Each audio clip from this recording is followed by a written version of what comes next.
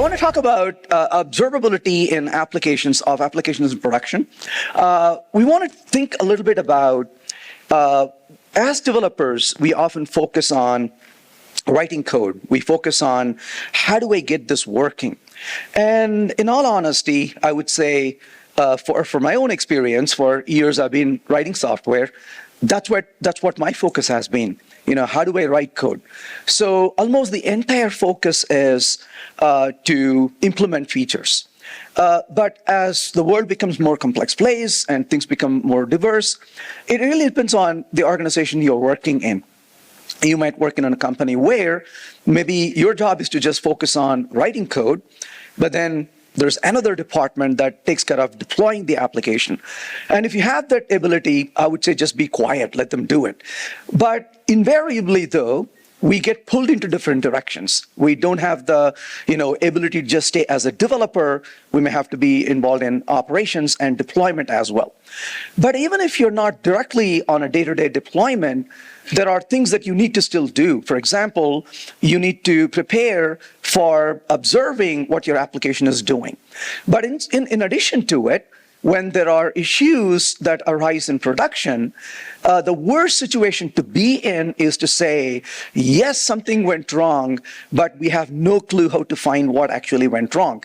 And if you don't have the ability to find what actually went wrong, that's not going to be really helpful for your business, because your business needs to be able to move forward. And every minute that you are down, even for a small set of customers, it has an impact on revenue. So what do we need to do in terms of deploying applications and observing them? And when it comes to software development, we often talk about simplicity. Now, simplicity is a very important trait. We want things to be simple, but there's a fine line between simple versus simplistic. Simple is where things are not doing unnecessary things are easier to understand, things are, keep your focus, you're able to manage them. But where the simple turns into simplistic is when that simplicity doesn't meet your business needs. So to meet certain business needs, we may have to make things a bit more complex, not with the intent of making things complex, but in order for us to support the needs of the business. And that's one thing, for example, when it comes to things like microservices, you would never use the word microservice and simplicity in the same sentence, except to say that it doesn't belong together. So microservices are one of the most complex things you can actually do.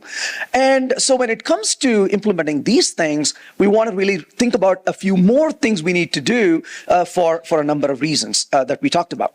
So there are two things that immediately come into picture. One is monitoring, and the other is observing. So monitoring is essentially, you want to be able to keep an eye on the system's behavior. So monitoring is really where you're saying, hey, I want to know what's going on with the system. Is it up? Is it running? How are things going on? When you have a system of very many different distributed applications running, you really need to be able to quickly tell what's running and what's not running. If you cannot say some systems are down or some systems are recovering, that's a very dangerous situation to be in. You don't even know if systems are broken until you get calls from your support. Calls into your support. That is not going to be really useful at all. So monitorability is extremely important.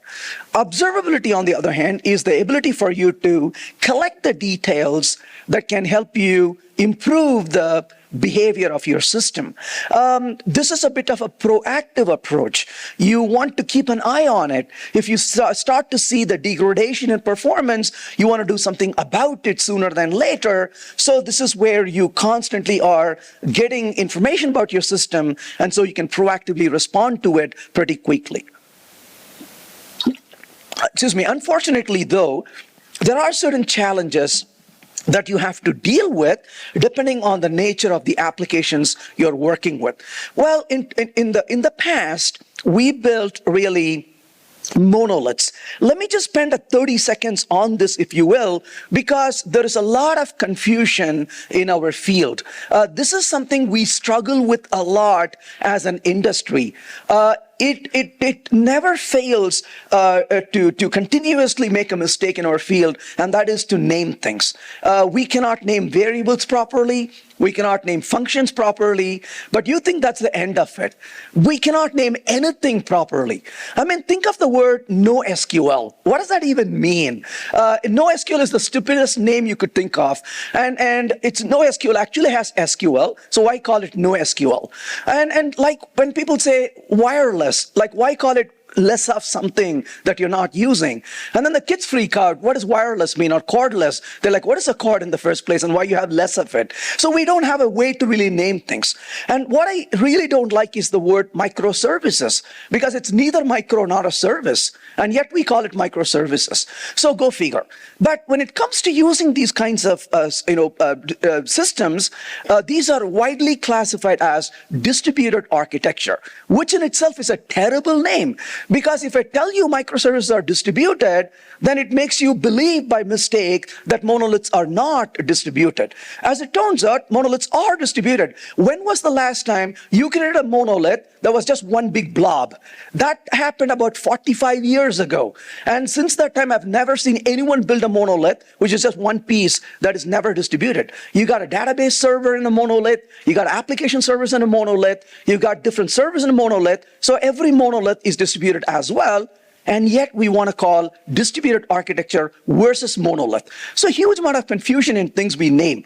But in general, though, when we talk about a distributed architecture, here we are talking about systems and subsystems that can be deployed independent of each other. So the distribution here is not in the execution model, but it's in the deployment model. So you can deploy each of the parts independent of each other, whereas in a monolith, the different parts are distributed together. So you can think about this as a synchronized deployment versus a distributed deployment. So when it comes to distributed architectures, there are several of them we often think about. For example, we have microservices, or God forbid, you could be talking about, service-based architecture, service-oriented architectures, or you can talk about event-driven architecture and so on.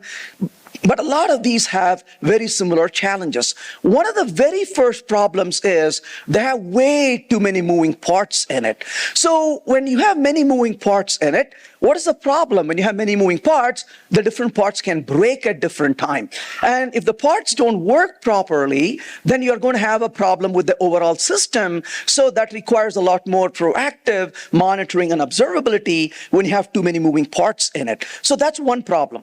The second problem is that system failure is inevitable. If somebody tells you, build a system that never fails, you can pretty much walk out of the building right then, because it's impossible to build a system that never fails. In fact, the failure is thinking you can build a system that never fails. So failure is an option, and you got to treat failure as a first-class citizen.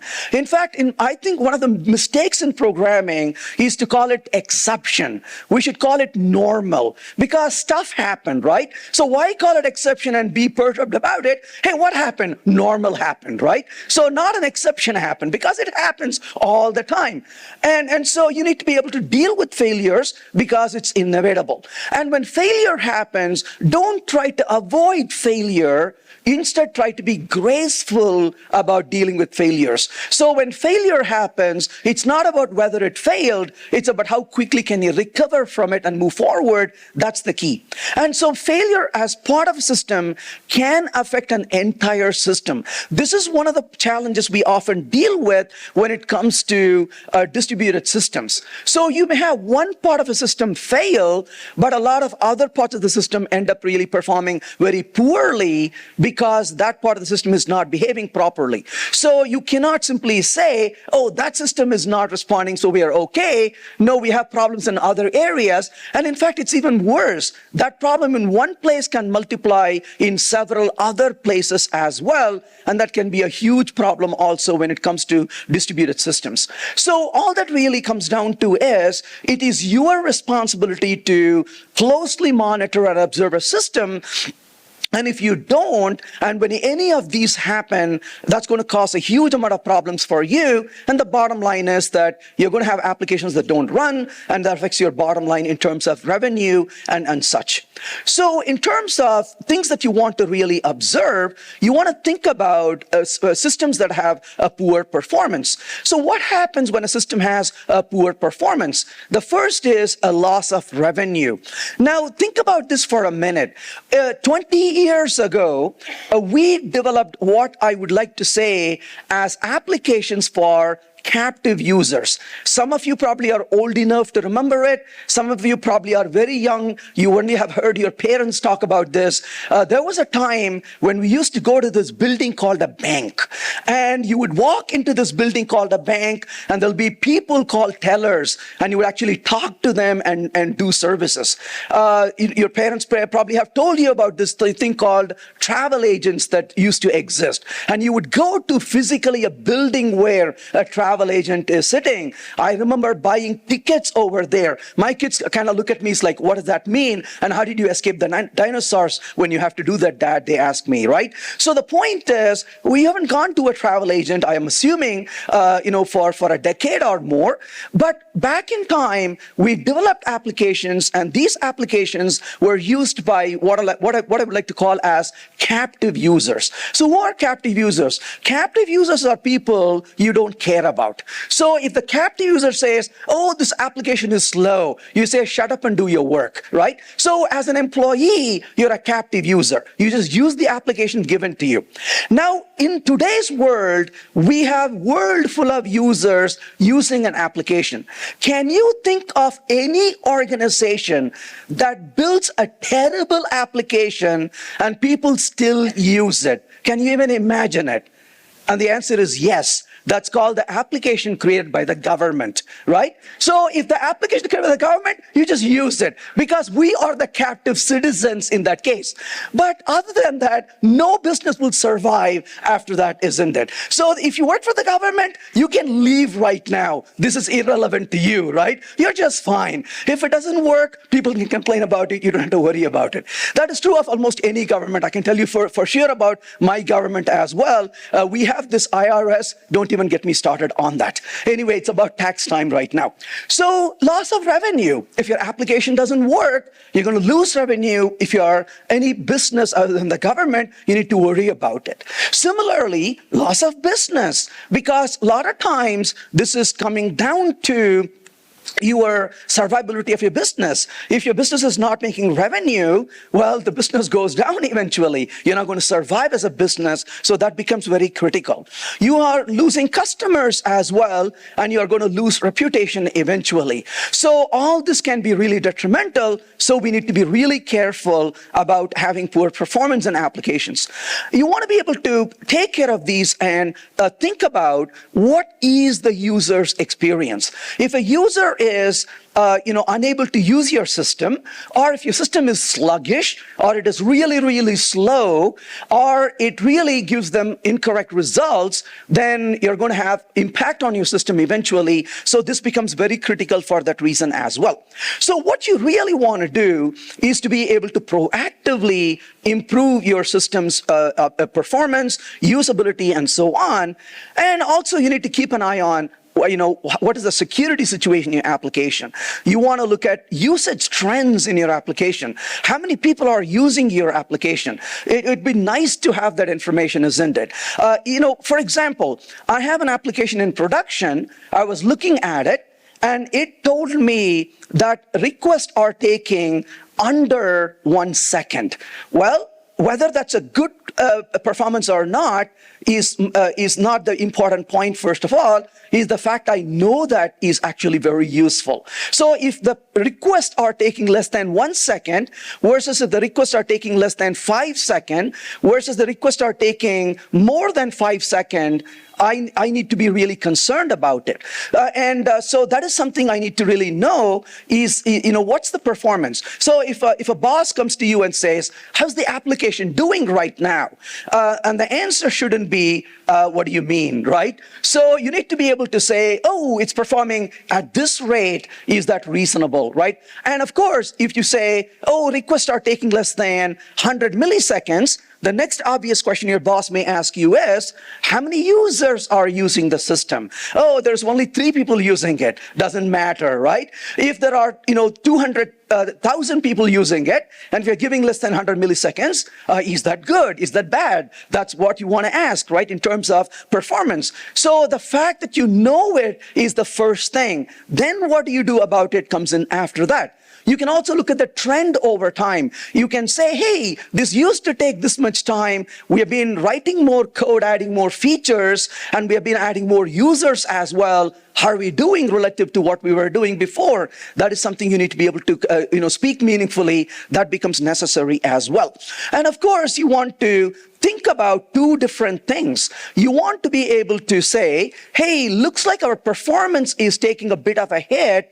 Maybe we need to really reconfigure this deployment on the cloud so we can bring in a bit more resources into this. Now, this is one of the reasons why you might consider using microservices.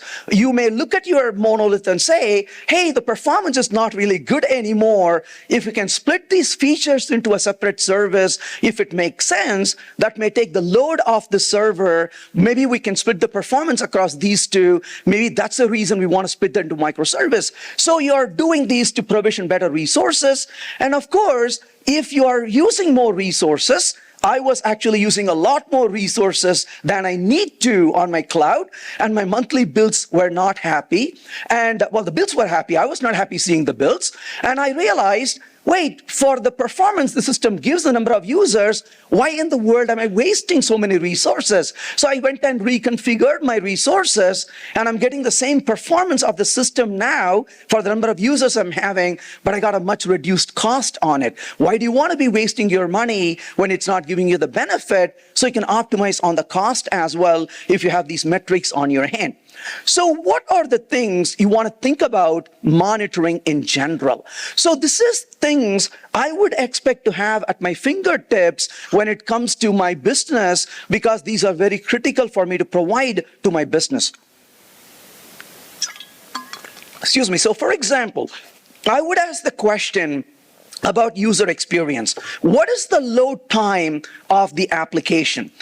What is the response time and availability of my application as well? That is something I need to be able to provide really quickly. So the user experience point of view, if the load time is taking too much time, I need to be concerned about that as well. But once the application is running, how is the response time looking? And what about the availability? Are we able to use all these services all the time? Are there things that are available, something that have not really responded? We need to be able to provide those things as well. Then from the application point of view, we want to think about a couple of different things. Performance is one thing, but a throughput is very important as well. So your performance may be relatively nice, but your throughput may be really less based on the number of users who are actively using the system. Or if it is failing too often, you may want to reduce the mean time between failures. You may want to ask the question, why is it failing too often? Oh, maybe we need to increase the connection pool so that it can respond to more connections. That is something you need to know as well. Those are the things you want to observe as well. Similarly, when it comes to resources, how much CPU or memory or disk space that you're really using? These are the things, again, you may be really interested in knowing, because what if you are really using a very poor network adapters? Maybe your application is fine, but you don't get the real good throughput because your network adapters are not configured properly. Or maybe you don't have enough memory, or maybe you don't have a good CPU performance. Maybe that's what you need to fix. So by knowing these things at the deployment, it may have a bearing on what you do as well. When it comes to disk spaces, it is actually very shameful and embarrassing. But if you look around, you will find out that a number of systems become non-responsive for a mundane reason. You are trying to find out your application is not responding, and you get a call from the support, And you're like, really? Application isn't responding? Let's take a look at it. And you try to log on to the system, and you get this error message, which is the most embarrassing thing. It's happened to me more than once. And it says, cannot log on to the system because temp is full. And you're like, what in the world does that mean? Well, it turns out the log files filled up the entire system. How do you go tell that to your boss, right? Sorry, the system is not working because the log file just filled up the system. So that is something you need to keep an eye on. If the disk space, this is what I get angry about. If the disk space is full, why didn't I get the alert when it was 75% full? I could have done something about it, right? That's when observability becomes really important, because if I get a ping saying, hey, your disk space is at 70%, do you know this?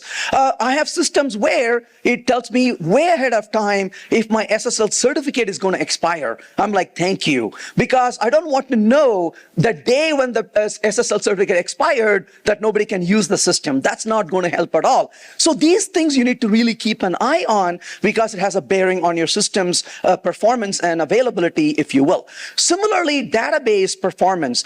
How well are your queries running and your procedures running as well, and you want to monitor for security as well.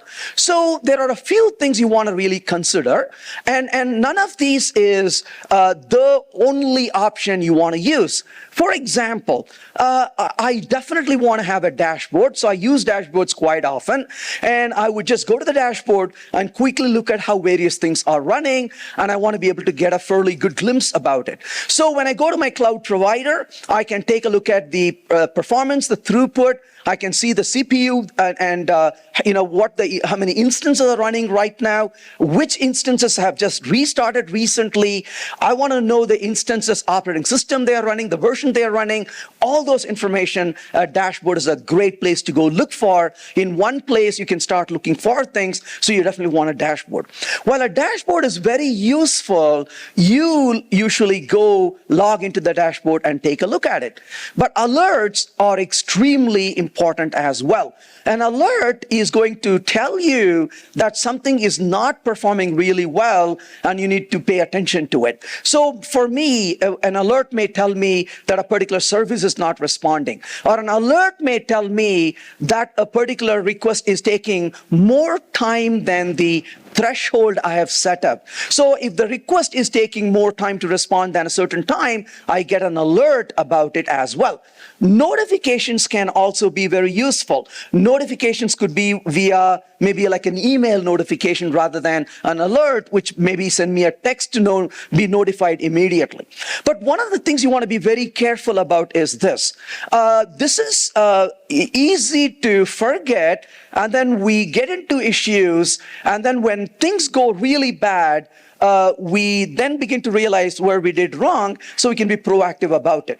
The number one thing you want to be careful about is don't configure your system so it gives you too many alerts. This is one of the worst things you will ever begin to do. You start getting alerts so frequently, you start really ignoring alerts. That's the worst situation to be in. So if you're getting too many alerts, and if you feel like you need to start ignoring it, configure your alerts right away. Because if you don't configure your alerts, you're in danger of ignoring the real important alerts, because the ones you are receiving are annoying to you and you begin to ignore it. So make sure to take the time to set the alerts properly so that alerts are really critical and you really need to know and act on it, and don't put the threshold low enough that you kept you're being pinged all over, and then you're not sure whether you want to respond to it or not. So what are some of the tools that can be useful? Now, the concepts we talked about so far, you can use almost any tool in the market to be able to do this. The point is that you want to be able to observe some of these things and be able to look into it. But I'm not a big fan of a particular tool. I usually use whatever tool is available based on the particular cloud providers I'm using, or a particular application or a client that I'm working with. So my recommendation is we can use whatever that makes sense. Some of them are open source, some of them are commercial. You can use any one of those. So if you're running your applications on AWS already, you can probably use the tools provided by AWS already. And that, I would say, is probably the first good option. So when you log on to your AWS for your companies, services, you can immediately take a look at it. You can look at it by zone, you can look at it by applications, and so you can keep an eye on it and you can monitor it. That can be very effective for you to communicate and find out, so that can be really useful as well. Similarly, you could look at Google tools or Microsoft tools, depending on which platform you're on, and likewise, there are products from VMware. New Relic has a suite of products as well. Dynatrace has a few products that can give you information. So there are several of these tools, some of them commercial, some of them open source. Pick your poison based on what you're trying to do. And there are more tools after that as well that you could pretty much rely upon and use it. So where should you really spend your time and effort? What are the things you need to really consider? So the very first thing I would say is monitor every layer of your system. That becomes very important. In a large sense, granularity is extremely important. How many times do you use an application? I cringe every time I see it. And I've started taking photos of it and putting on Twitter, and you go to some site and all you see is error, something went wrong. That was extremely helpful, right? Because something went wrong tells you everything you need to know about it. It's very frustrating when you see something went wrong. I've seen this in airline websites. I've seen this in banking websites. I've seen this in insurance websites. I've seen this in the electronic stores websites. I've not seen this in any one particular. Maybe it's the same developer who's writing code in all these places, right? But something went wrong is the dumbest thing you can actually put, because it helps nobody, in my opinion. So you want to really give information that is useful. So you want to be able to monitor. Granularity is important. Why is granularity important? So here is a way to think about it. Imagine for a minute, and I don't want this to happen, but imagine for a minute that we lose power in this particular building. So this entire building is dark. Now we all say, oops, we lost power. And when somebody says we lost power when the light goes out, that's the most stupid thing to say, right? Because everybody knows that we lost power. That's why we don't have the power. But yet we like to confirm that we lost power. Well, thank you very much. That is the equivalent of something went wrong, right? So, but the question is, why did we lose power? What happened? Well, clearly, maybe somebody overloaded the circuit. And the question then is, where did this happen? You can walk into any room and ask them, hey, did you guys overload the circuit? Immediate response is not us. Should be the next room, right? Because it's always somebody else's problem. It's never ours. And so as a result, it becomes really hard to know where the problem went wrong. If you know the building lost power, but you don't know where it went wrong, that's going to take you a lot more time and effort. In a similar way, to give you an example, there was a day I was home when I lost the power in the bathroom. So it's like, oh, looks like we lost the power. But immediately I look outside to the bedroom and there is power in the bedroom. So now what do I know? Oh, I know it's isolated. There's no power in the bathroom, but there's power in the bedroom. So that means a circuit locally here, blew, and immediately you can find it and isolate it. So this is one of the reasons why in good houses, meaning people who built houses in a good way, they put circuit breakers in different parts of the house, so one region loses power, not the other. The same thing applies to systems. One of the things I often tell developers is this: when you're writing your application, if you find it hard to debug your application, keep in mind this is going to get only worse in production. Your pain during development blows up exponentially in production. So if you don't have a clue why things fail now, wait until you put this in production. It's going to be horrible. So when you're building this application, you want to start really providing monitorability at various layers of your application. So when things go wrong, sure, you know things are failing here, but immediately you can look at various other points and say, well, it's broken here, broken here, broken here, but this part is working. So that means something is wrong between this and this part. So you can immediately isolate it, because you know this already. When the last time something went wrong, just think about it. When last time something went wrong, did you spend more time and effort finding where the problem is? or to actually fix it. It usually is the case where you are fighting to find where the problem is. It may take you hours, sometimes even days, if not even weeks. And then it is followed by, oh my gosh, I know where it's broken, I'm stupid, and you fix it right away. So fixing problems don't take as much time as isolating and finding where the problem is, so you want to really isolate that. So monitor every layer of your application so that you are able to pinpoint the failure much more quickly. So observe your databases, observe your code, observe your transactions, observe your network, and look for different performance in each of these areas, availability, responsiveness, all those you want to keep looking for as well. But also provide useful information and guidance that are actionable. This is what I go back to. When don't be lazy. This is something I get angry when I see my developers do this.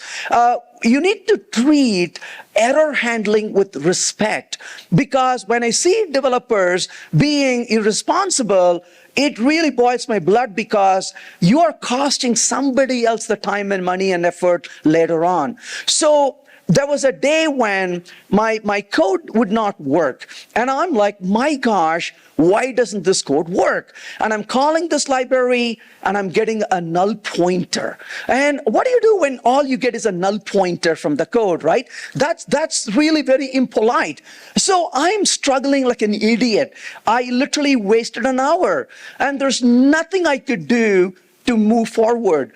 And I became really desperate. This was an open source product, thankfully. So I literally download the source code for this open source. And like an idiot, now I'm stepping through the source code of the open source. So I called the first function. And the first function was calling the second function. And that was calling the third function, which was calling the fourth function, which eventually called the fifth function. In the fifth function, I'm reading it, and literally, here's what the code said. If this jar, it's written beautifully. It says, if this jar is not in the class path. The minute I read it, I'm like, oh my gosh, I know it's not in the class path. But I'm like, let me read a bit more. And it says, if this jar is not in the class path, throw new exception, double quoted string. This jar is not in the class path. I'm like, yes. So from the fifth function, I come to the fourth function. And there it says, catch the exception, return null. Rascals. Rascals. I'm like, why? Why? Who are your parents? How did they grow you like this, right? You took this beautiful message. I'm like, nah. Here, null. You deserve that. Who hurt you, right? This is irresponsible programming. I screamed literally.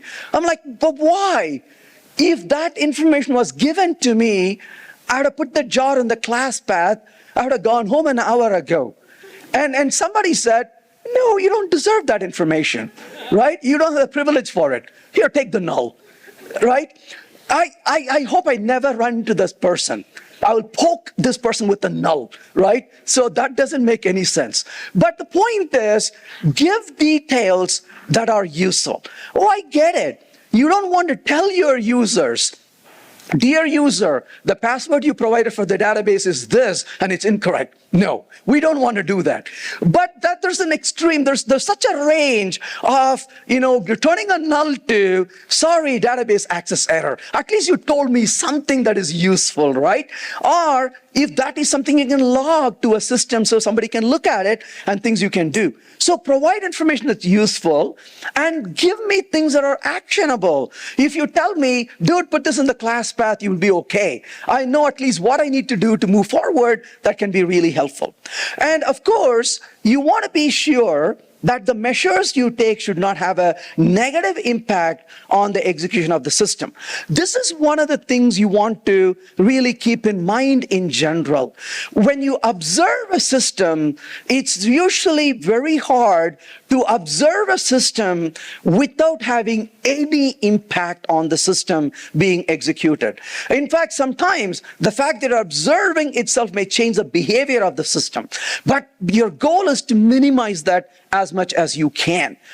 If you're observing your system and that's costing a lot of memory, that could be a problem in itself, for example. Or you're observing the system and that itself is costing more network traffic, that could be a problem. So because you're observing, if your system performance goes down, you want to be a bit careful about it. So that is something you want to really think about. So when it comes to this, how do we go about monitoring? One way to monitor is to look for event correlations. So this is one of the challenges you have to deal with in a distributed system. So in a distributed system, let's say you are making a request and your request is being processed by different subsystems in your distributed architecture. Now, you notice that something failed on one of your services or microservices. And you say, oops, that one failed, or maybe that's behaving poorly, maybe the performance is not good. Now, if you say that one failed, reporting that one failed in isolation doesn't help us a whole lot, because you need to be able to tie this back into the overall event through the system. And this requires designing the system to be able to do it. So when a request comes into your system boundary, you want to create an event ID, and that event ID gets propagated through your distributed system. So when logging happens, your logging is done using the event ID consistently. So now you can collect all these logs, but you can get a view of your system, and you can say, oh, my request came here into the system, it's going over here and here, oh, that's when it's failing. So you're able to connect them all together as part of that request that was propagated to the system. So that correlation of the event becomes extremely critical in a distributed system. If you don't correlate the events, all you know is something failed over there and something failed over here, but how are they connected to how the data was moving through? That information is lacking, and that becomes very frustrating. So you need to design event correlation into your system, and that needs to be propagated through. You may also want to have end user monitoring. Your user is making a request, and what happened to that request from that user. Especially your support gets a call. Hey, I was doing this operation on your system. I was looking for this information, but it never responded. Yes, you got to go beyond saying, we are sorry that happened to you. So how do you really say, hey, let me take a look at it. Oh yeah, we see your request coming here. Oh, we see that your system, your request was failing in this particular place. We can do something about it. Let's take a look at it. So that becomes extremely important as well. I'll give you an example of this. And this is where life becomes really hard. I was called to help a company, a team, where when they called me, they said, we have been having an issue in production for 2 years. Now, think about this for a minute.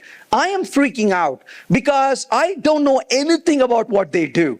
And they called me up and said, come over, help us. We've been having a problem for 2 years. So I walk in, and everybody in the building is hating me because I'm the consultant they brought in because they couldn't fix the problem for 2 years, right? You are their enemy right now.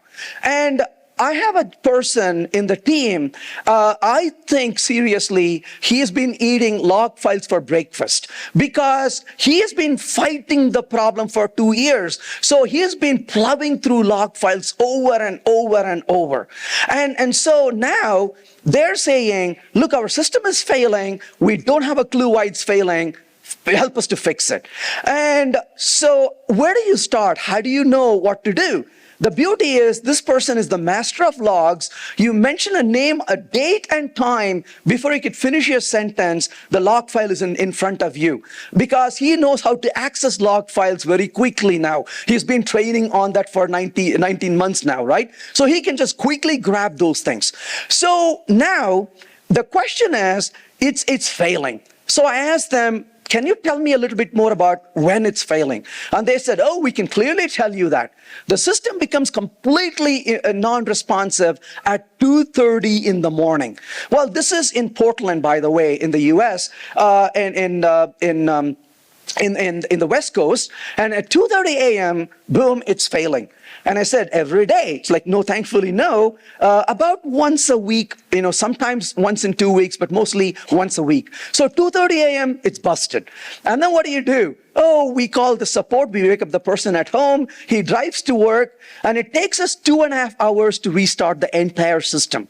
So they got to come and flip the switches, right? And then they got to wait. And then they got to go through a process to turn it on. And by about 4:35 in the morning, system comes back up. And then they just keep biting their nails and waiting when this, again, 2:30 event is going to happen. Approximately around 2:30 in the night, right?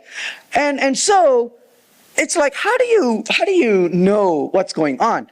The one good credit for the team was they had amazing log files, and they just didn't know what to look for in a log file. That's all.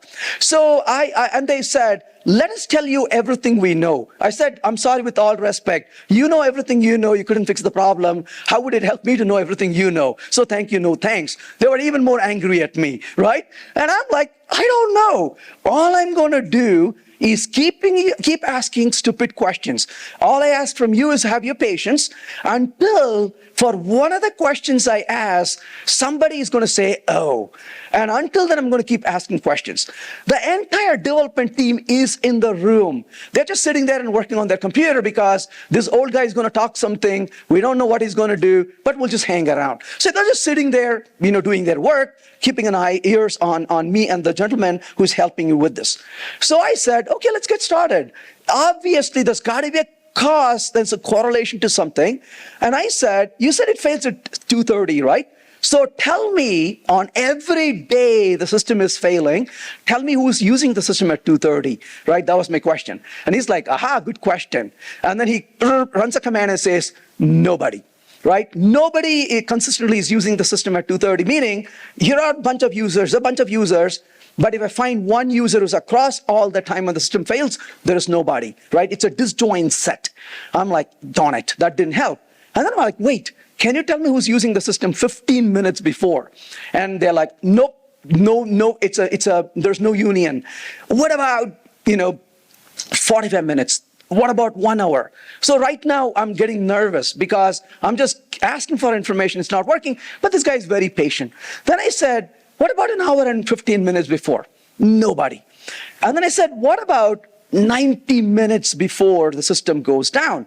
And then he says, oh. And I'm like, what do you find? Oh, every time the system has been failing, 90 minutes before, there's always this one client. And I said, who is this client? He mentions the name, and I hear the word "oh" and the word I cannot say here in front of the mic. There's a developer who uses that word. And everybody turns to him and says, hey, what about that? He's like, it's my fault. And that user was consistently logging in. And here's the beauty. The person logs in roughly, about what, 1 a.m., and you're like, when the world logs in at 1 a.m., turns out it was a customer in Malaysia. So may go figure, right? It's daytime here when it's nighttime in Portland. And they would have been using the system at about 1 a.m., whatever the time here in Malaysia during 1 a.m., whatever 3 p.m., 4 p.m. And at that time, they would make a request, and it turns out this particular client, this particular user had a tarnished data, and that was throwing a lot of requests on a message queue. It was jamming the message queue, and the user is like, this is not working, I'm going to go home, and walks away, and the user is logged off, and the other users logging in cannot use the system because the queue is piled up with requests. They put more requests in the queue, and they leave, and everything is a mess after that. But the key thing for us was to be able to monitor the end user. So to say, hey, this end user is logging in when, and to have that record was extremely critical for us to find it. So credit to them, they had fairly good monitoring. The problem was that there was a system failure due to other resource constraints we just didn't anticipate. But once that person said, oh, and that word, the fix was literally 2 hours. So 2 years of not knowing what happened, 2 hours to fix it. And all that is because we were able to find out the user data very quickly. So you want to be able to monitor the end users when they log in, what are their time, what are their location, all those details, you are able to really get to it as well. Now, one of the other things you want to also do when it comes to developing distributed systems is you want to be able to create what are called synthetic users. Now, why do you need a synthetic user? So if I come to you and say, how is the performance looking? What is the throughput of your system? You may have experienced this. Occasionally this happens. I travel almost every week, multiple times through different airports. So the probability of this happening is a little bit more for me because of the extent of travel. But occasionally this happens. I would go to the TSA, the security folks in the airport, and as I'm walking through, they would hand over like an orange little slip or a little card and say, here, take this with you. And I'm always a little suspicious, like, okay. And I grab it from the officer, and I'm kind of taking this now, and I go through security, I go through all the pat downs and all the rituals, and you go down the other side, and they say, let me take that from you. So I'm like, why did I carry that little card from there to here? Well, that's one way they monitor the time it took from the one point to the other point. So, which is good, right? They're monitoring how things are flowing. So when they picked up the card, they note down the time they gave the card to me, and I go down and give the card to the other side. They note down the time, and they say, oh, that took about 10 minutes for you to cross this line. So essentially the idea here is they want to know how much time it's taking. Well, in your application, you can do this pretty effectively. You can build into the system in production, you can build what are called synthetic users. So synthetic users are not real users. Synthetic users are fake accounts that are created on your system. When I say fake accounts, these are not the fake accounts that some banks try to create for their profit in 2008. That's not what I'm talking about. I want to just make that clear, right? I'm not trying to tell you to do anything illegal here. The point here is you're creating a simulated account for test purposes. So these accounts really will perform some dummy operations, but there's no real customer attached to it. And what your system does is, at a regular intervals, it will generate requests for these simulated users from time to time. So much like a regular request from a regular user, these requests will flow through the system. But the difference is, because they are simulated or synthetic users, their processing will receive special logging in the system. So when you monitor your system, you can see that go through. Now, for example, in medicine, the doctors figured this out, decades ago, that if they want to monitor maybe some of the system's internal organs, they may give you a little liquid, hopefully a safe liquid, and you just swallow that, and they kind of monitor it going through your system, so they can look at x-rays and they can monitor internally. So you're drinking a liquid, but that's not a food, obviously. That's a synthetic material that is safe for it to pass through the human system. It's the same idea. You are creating these simulated synthetic accounts so you can monitor how they progress through your system. And the beauty is you're not waiting for a real user at this point. You're just pinging this regularly so you can keep an eye on it. And then from the monitoring point of view, you can say, hey, the request from the synthetic user was taking roughly this amount of time in terms of performance. It's doing similarly good, or it's degrading, or it's doing better. You can keep an eye on it. And similarly, Just like a simulated user, you can create simulated scenarios as well. Simulated scenarios are maybe a few certain complex business logic, and you want to simulate the execution of those from time to time, so you can keep an eye on their performance as well. So these are very proactive steps you take in building into your system so that you can improve monitorability and observability quite a bit. That can be really helpful as well. So the question is, what are the things you can look for when it comes to observing in your system? So you can look for logs. Definitely logs are very important. Logs tell you when something happened and how it happened, so you can monitor that as well pretty nicely. You can also look for some metrics. For example, in terms of, a particular service or a particular library or a component or a class or a function, how are they responding to it? You can keep an eye on it. Traces really are about the flow through the system. So you can see in what requests went through, what other requests, how they responded. You can look at it as well. And finally, events are actions that work on different parts of a system.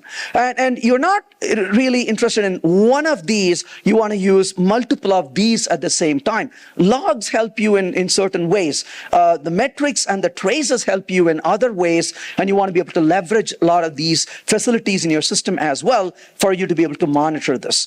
And so finally, when it comes to distributed systems, there are a few things you want to be able to observe in a system.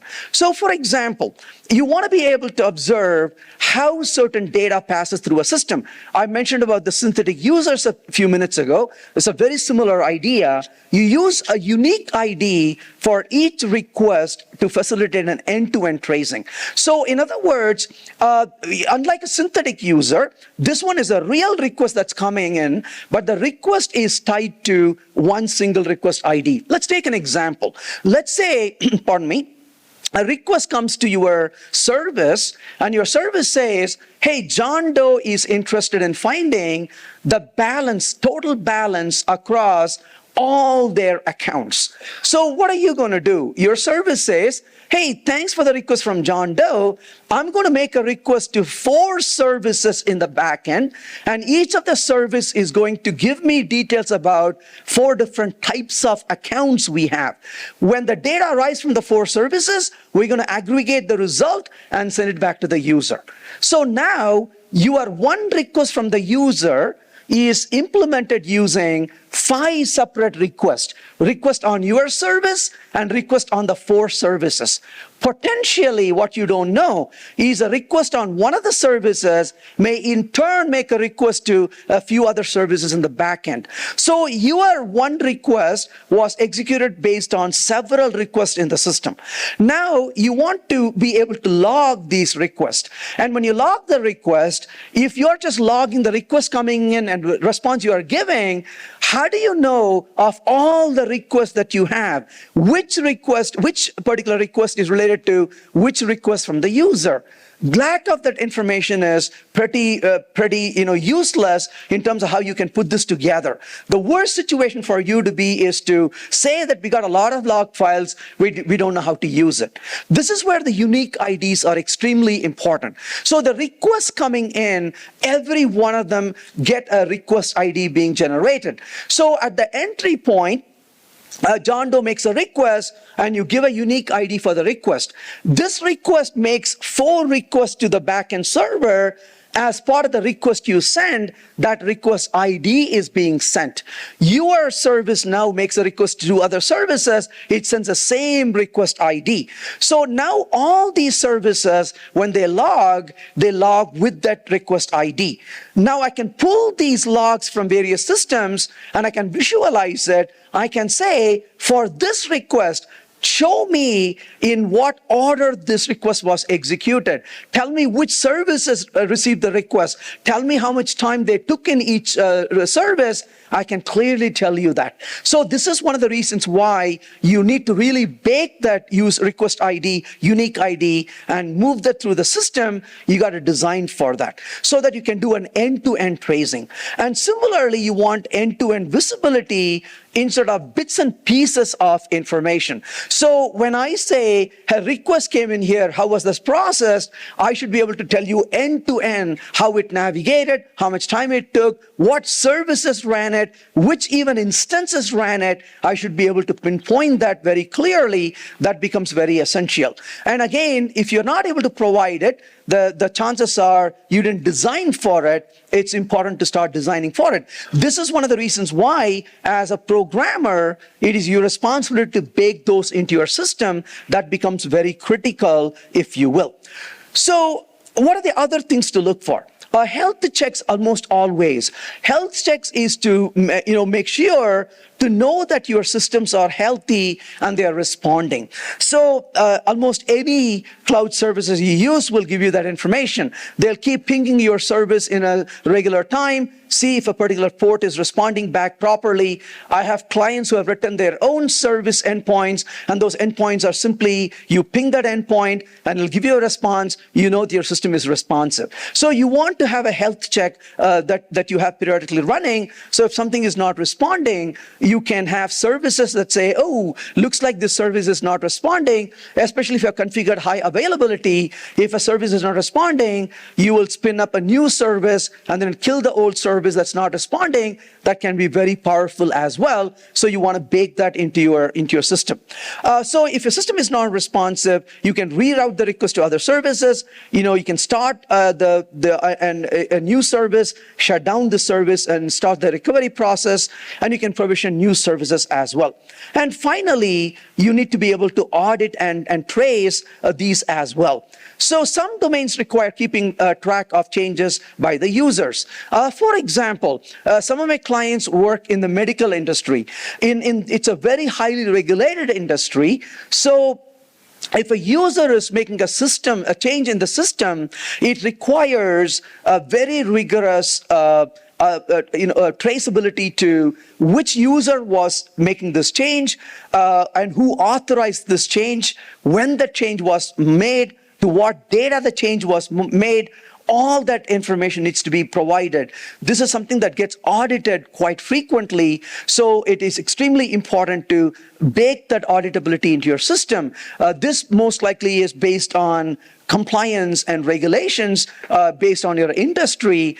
I work with a few people in the medical industry. Like I said, they do this. I also work with some very highly regulated financial clients where this traceability is extremely important as well. So you need to start designing towards these. That becomes extremely critical. And so you want to think about using technologies that can support it. One approach could be an event sourcing to gather the audit logs. One of the biggest challenges you work with is you want to really have a guarantee that this information is accurate, that you didn't mutate this information over time. So this is where you can consider maybe using services like event sourcing, where that information is being sent and you're just saving away all these events that as they come in.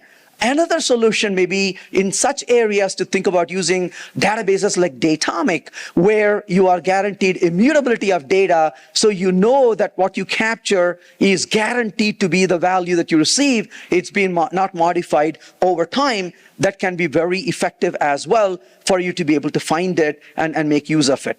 And finally, of course, I mentioned this earlier, you want to think about log aggregation. I think I spoke enough about this. So that is something you need to really provide and facilitate as well, so you're able to provide that very clearly. So to summarize what we talked about, one of the key things you want to consider is when it comes to developing a distributed system, it is something that requires a lot more effort and not a lot less effort. In a lot of ways, this is one of the places where the complexity of a distributed system actually becomes larger because of all these extra efforts you have to put in. If you build a distributed architecture, but if you don't take the time to facilitate some of these, what you ended up building was a disaster in the making. When things don't work, you're not able to really respond to it very well. So this is where the complexity, the cost, and the effort come in, and you have to deal with it. There's a lot of tools available, like I mentioned. I'm not a big fan of recommending a tool, one tool or another, but the point is that these are the practices we need to do as well, and it's important for us to spend the time to focus on doing the right things. That's all I have. Hope that was useful.